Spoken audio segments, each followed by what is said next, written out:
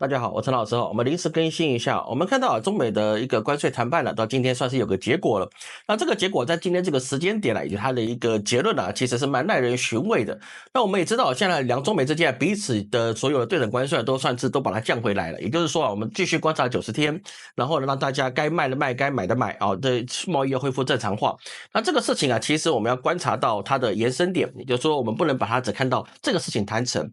那看老师的视频就要懂得是说它有没有其他东西可能会影响它而造成这样的结果。而我们要知道它这个12日它所谈好这个结果那我们就可以知道是说那是印巴战争他们有了结果这个不要说老师很牵强我告诉你，印度跟巴基斯坦本身就是代理人战争，一方面代表的是亲美势力，一般代表是亲中势力。那巴基斯坦被那个中国称为巴铁当然它就是亲中势力。那在这个状况之下，巴基斯坦他还发起了一个叫铁臂行动，也就是说呢，他回去轰炸印度的 S-400的基地。那这个基地基本上它实际上的损失理论上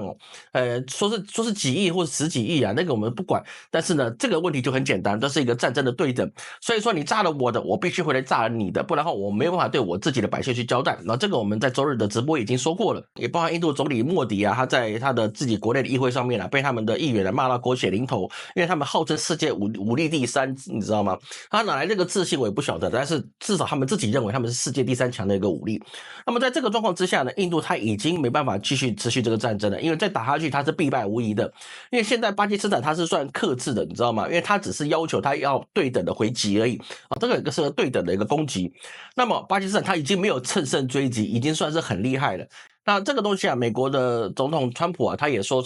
他说他们把他的斡旋好，但是印度否认了。那等于是说美国在这一次的势力里面他去支持的印度，知道印度是有恃无恐的去攻击巴基斯坦。那也希望让莫迪他自己即将来到了选举可以获得一些优势。那现在既然失败的状况之下，后面的多米诺骨牌就非常的危险。为什么这样讲呢？因为代表是说你拿中国的武器，你是可以打赢世界各国欧美系的武器。那么这就展现一件事情，周天子的威信已经没有了，你这些欧美的白大人你们的武器已经没有办法跟亚洲的武器去对抗了。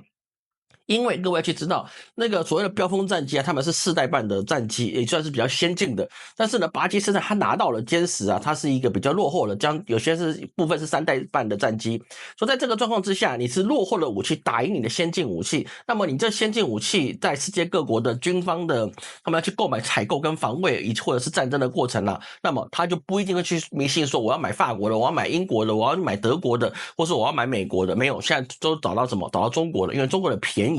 而且它可以察打一体，等于说你侦察机、基地跟战斗机这3方合在一起，3位一体的。而且这里面我们还要去知道，印度后来莫迪他自己指挥了大概70几架的无人机要去反击巴基斯坦，但是被巴基斯坦用一些比较特殊的防治武器几乎都把他的无人机都要快把它消灭掉了。为什么说几乎呢？因为有些还是逃走了。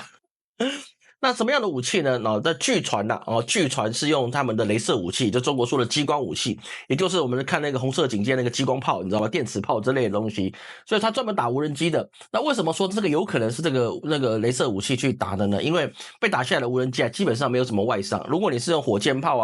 或是导弹或者是无人远程或近期的，它那个一定被炸碎。但是呢，这个被打下来的无人机基本上整体还算是完整的就核心部分被打下来。所以大家就会发现是说，现在如果要去打这个保卫国家的战争，或者是说你要去做一些军事武力的部署那大家就不是说美国一定最好，因为它的武器最先进，那我们可以达到那个势力平衡。未来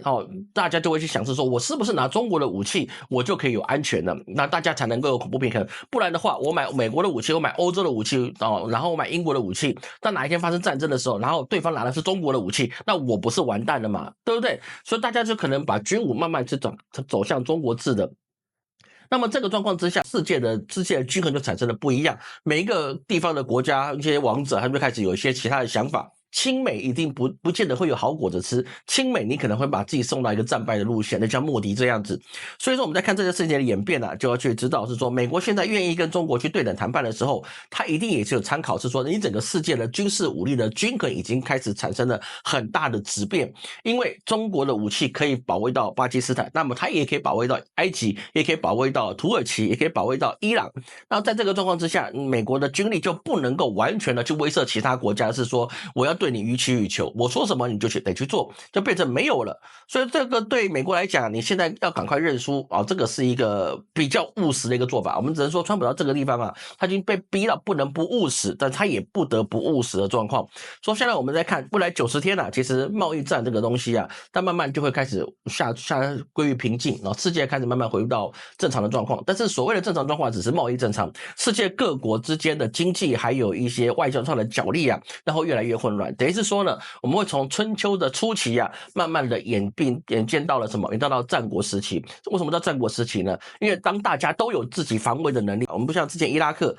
百万雄师啊，被美国打了10万大军，打了七荤八素。因为什么？因为他们武器的不对等。但是如果现在这些中东国家，他们已经有了中国的武器，那我已经无惧于你欧美的武器把我打七荤八素，我根本就不需要去看你的鼻息，看你的眼光，然后去维持我自己的主权国家立场的时候，那么每个国家都会开始怎么样？自己有自己的霸主出来啊，每个国家自己的一个强人出来，因为我只要不怕你打我，那么我就可以做我想做的事情。那所有的经济、所有的贸易、所有的关税，还有所有的一些势力的均衡呢，就只开始演变。所以各位要去记得，巴基斯坦已经拿到他对等的回报了。那巴基斯坦未来的腰杆子更硬了。那印度会不会再不放水，然后让巴基斯坦渴死呢？这个我相信啊，在一个无声无息的夜晚之中啊，他可能水库就打开了。因为你再这样下去的话，你不能够保证巴基斯坦会不会把你水库给炸了。懂老师意思吗？因为水库资源在国际法里面，你是不能够把别人渴死的。那如果今天打了你还不乖，然后你水还是把它锁着，那一滴都不流进巴基斯坦的话，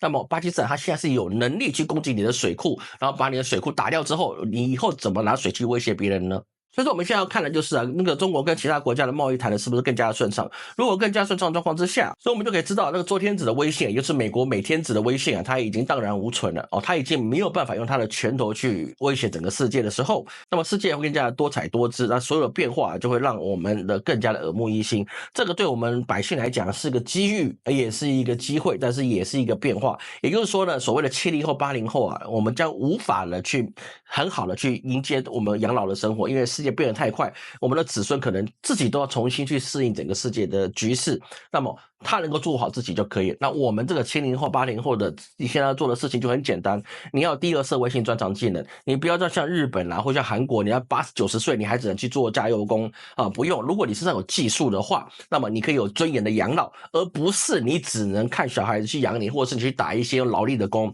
那就很糟糕了。不要小看现在50后、60后，他们必须现在过得这么惨，未来70后、80后也是这么惨。如果你没有第二专长社会性技能，你没有可以服务百姓的东西，那么你就只能去用体力换取你老年的衣食，那这个是不是有点可惜呢？更糟的是，如果你的小孩你只让他去念书，而没让他学会这种社会性技能的时候，那么你们这个父子孙3代都可以像日本那样子，都是只能做劳力的工作。为什么？因为除了做劳力之外，你什么都不会，那该如何是好呢？我是陈老师。